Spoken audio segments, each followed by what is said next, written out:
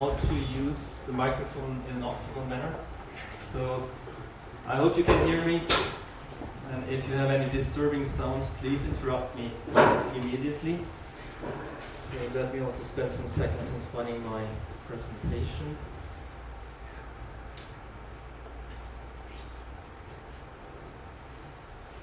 So my name is Michael Gauss. I'm working at one of the 5 scientific centers under the NERTA Convention. That's the United Nations Convention of Long-Range Transported Air Pollution. That sounds quite technical, but basically what we've been doing for now 4 decades actually is to provide policymakers with information on where air quality or air pollution comes from. All states around the Baltic Sea and the North Sea have signed that convention in 1979, between 79 and 83, I think. Most of the European countries have signed that convention, including Denmark, of course. So I will be talking a little bit more about Denmark, since we are in Denmark today.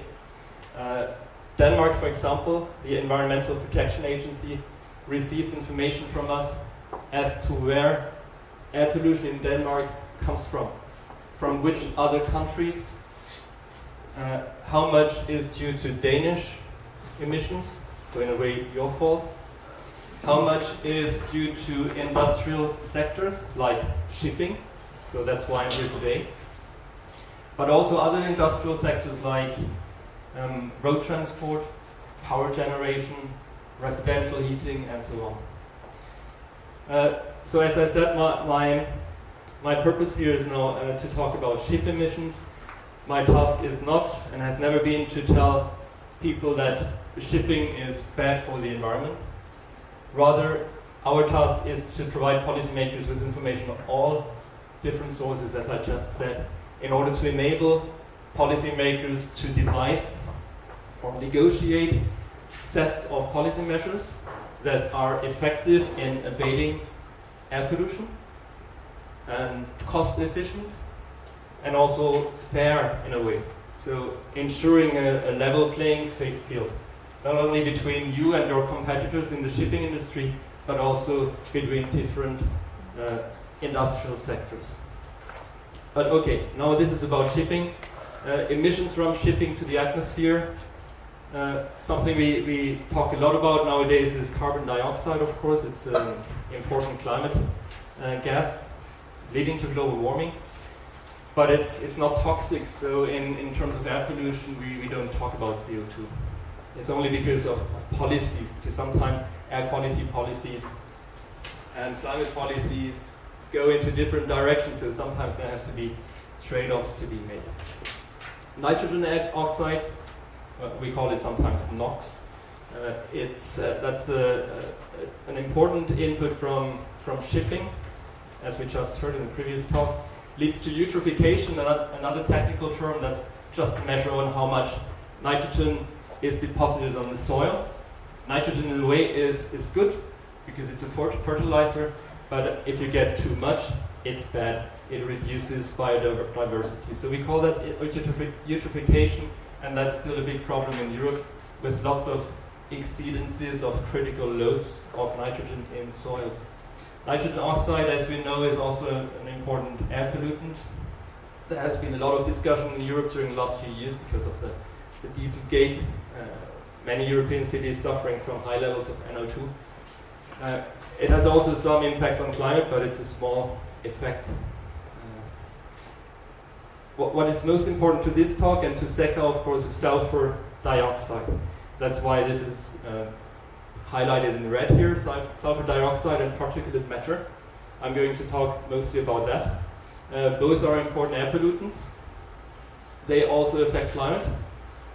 And sulfur dioxide also leads to acidification, acid rain, acidity in soils. So this is what I'm going to talk about most, and this is also, of course, what has been affected most by the SECA rules during the last few years. Other species are volatile organic compounds, including methane, important for air pollution, and carbon monoxide, but they have not changed due to SECA, so I'm not going to talk about that at all in this talk. So how do we calculate, how do we estimate the effects of ship emissions? We are using at our institute a model, a so-called atmospheric chemistry model, chemistry transport model. We are trying to simulate the atmosphere and all important processes that are relevant to air quality and to precision on a computer. So it is just a calculation, but we are using measurements to evaluate our model on a daily basis. This is just for reference, as you can download the presentation afterwards. Very small description of the EMAP MSC West model. That's the name of our model at the Norwegian Meteorological Institute. As I said, all relevant processes are included. It's more than 250,000 of lines of code. It has been developed during the last 40 years, so it's a big thing. You cannot run it on your laptop. It's not just an Excel file, but you have to run it on a high-performance computer. And even there, it takes days to make a calculation. So it's heavy, it's complex. One more thing, it's open source. That means that you can download it, you can look at the code, you can run it yourself. Probably most of you will not do it, but you also need to read a 100-page handbook in order to be able to do it. But be assured that many of our colleagues, of our peers, download and check what we are doing. So we are running with open cards, and again, we are evaluating this tool all the time. An advantage of models is that you can do lots of interesting experiments.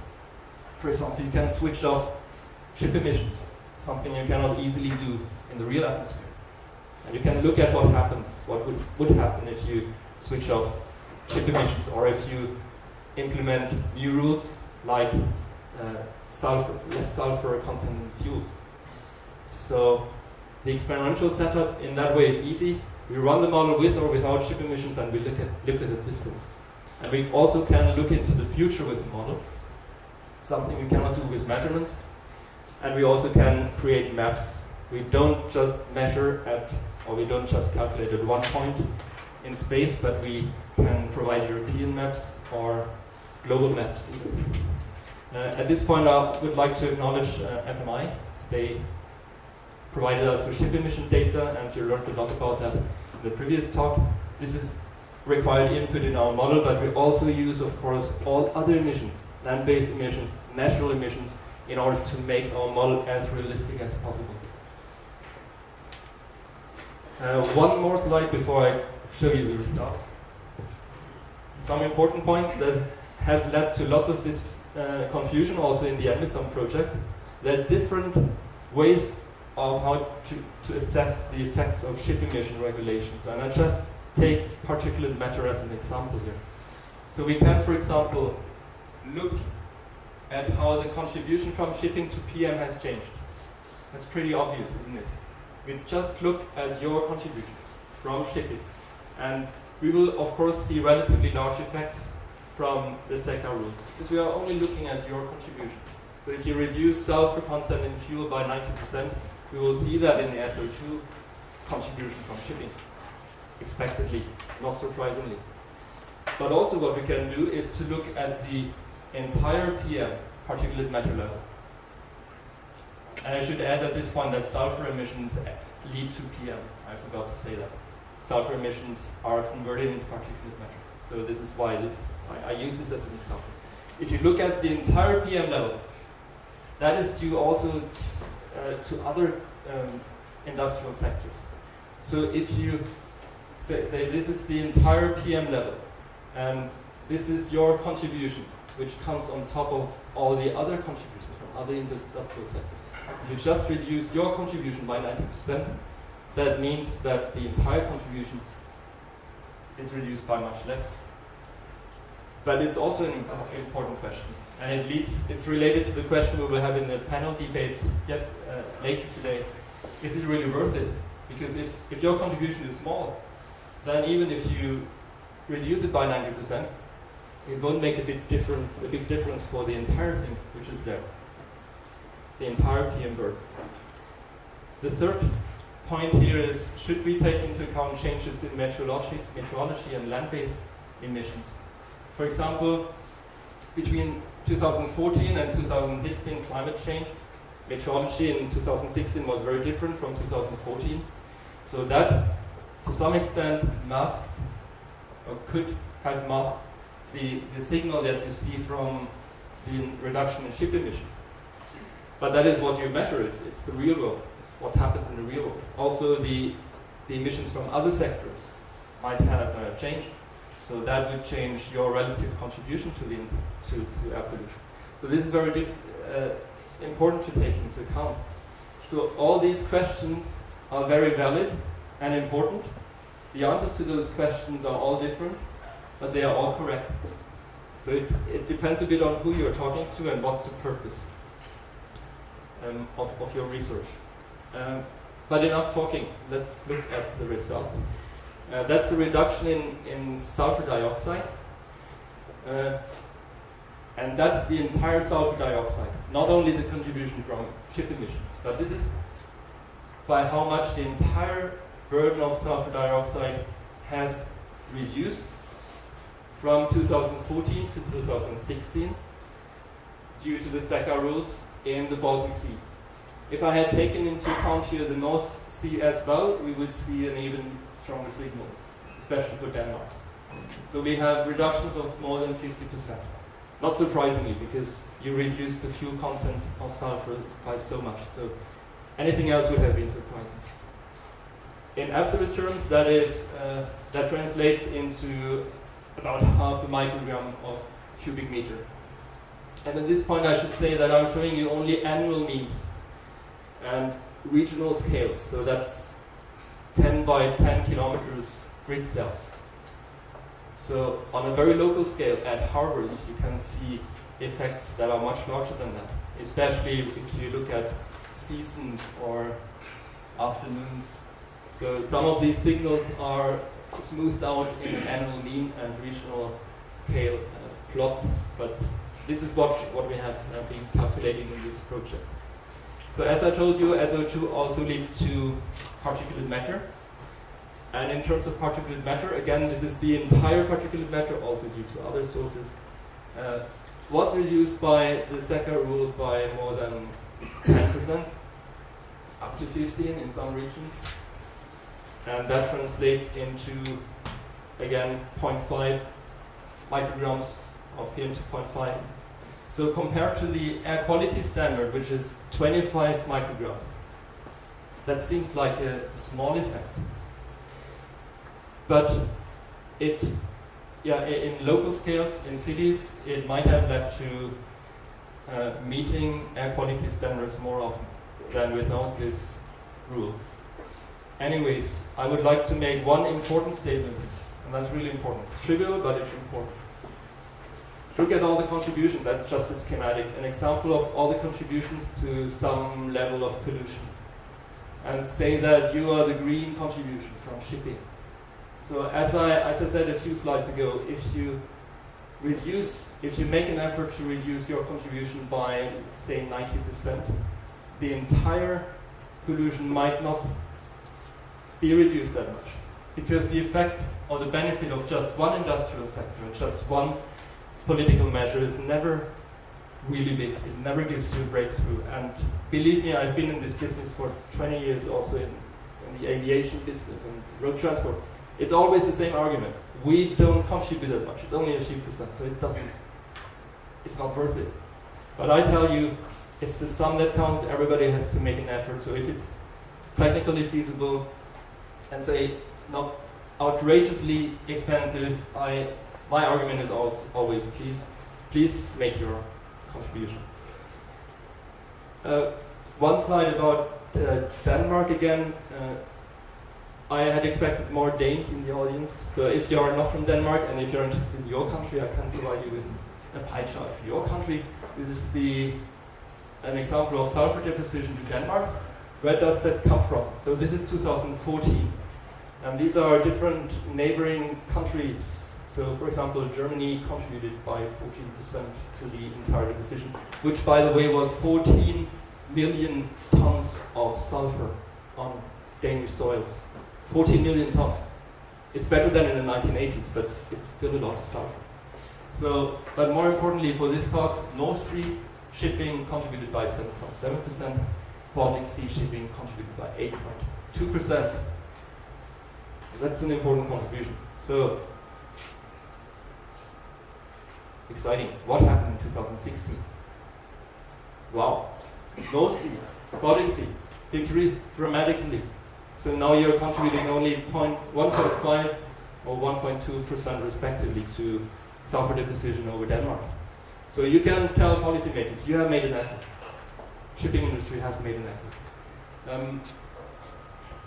Some countries have increased their share, although both Germany and Denmark reduced their sulfur emissions from land-based sources. Their percentage share has gone up because shipping has been reduced.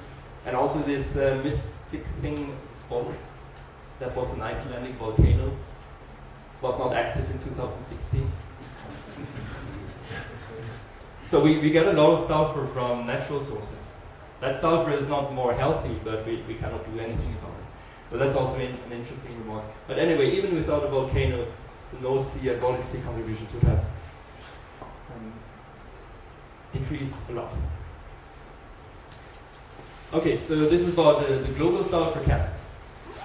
What can we expect next year from the global sulfur cap? In EnviSuM, we only focused on 2015 rules. That's in the past. But by studying the past, we can learn about the future. You get some hints on what will happen next year due to the sulfur cap. So this is a calculation similar to what Jukka-Pekka was showing a few minutes ago. So, as he said, the effects, this map looks pretty dull in our region because we have already done a big effort. We don't see anymore. We cannot achieve anymore in our region. But if we, for a moment, think of our friends in Southern Europe, and the Mediterranean, and the British Isles, for that sake, and the Norwegian coast, we see that we get a reduction of 75%, even more than that. So it's a huge further decrease of sulfur dioxide in those regions, translating into 2 micrograms of SO2 on an absolute scale. So compared to the air quality standard, which is at 350 micrograms, that's not a lot, but again, it's a small contribution. And what is more important, again, is the particulate matter deriving from SO2 emissions. That is reduced by 15%, translating into an absolute decrease of about 2 micrograms. And that can actually make a difference when you try to meet air quality standards at about 20 to 25 micrograms. So this will make a further difference, especially for our friends in Southern Europe, and as Jukka-Pekka showed, even more so in other regions, densely populated regions in the world. So finally, I wanted just to make one remark on the NECA, which comes into force in 2021. So these 2 plots show you just the effect on NO2 in 2015 and compared to that in 2030. So you see that the effect on NO2 will decrease substantially due to the NECA rule. And that has a bearing not only for particulate matter, but also for ozone. I did not talk at all about ozone, although it's my main field of research. But ozone is produced from nitrogen dioxide, and it's a health issue, especially in regions further south, in big cities, not in Norway and Sweden, but Germany, certainly, and Poland. So this is my final slide. It's particulate matter. As I told you, particulate matter is formed from nitrogen dioxide, and therefore it also decreases from 2015 to 2030. And these plots show you just the contribution from shipping. Right, so conclusions. Ship emissions increase PM, NO2 and SO2 concentrations, albeit only slightly on annual mean and regional scales. So again, if you look at local scales at harbors And the next speaker will probably say a little bit more about that on health effects in population centers. You will see larger signals. And then the reduction was expected, and it's confirmed both in model studies and also in measurements. And the reduction will continue due to sulfur cap, and I think that's a good thing. Effects on NOx concentrations have been reduced, and we'll go down further thanks to NECA. That's just a small add-on. And then the relative effects of ship emissions over land are low on regional scales. But an important point is that air pollution is due to many other sources. So sometimes don't be surprised if the contribution from shipping goes up, although you reduce your emissions. It might be due to the fact that the other industrial sectors decrease their emissions even further. So this is why those studies are very important to sort those things out. And then EMAP results from EnviSuM. As I told you, we took emission data from FMI as an input, and we provided our results to local modelers so that they can study the effect on, for example, health in more detail. And that is the transition to the next speaker. Thank you very much.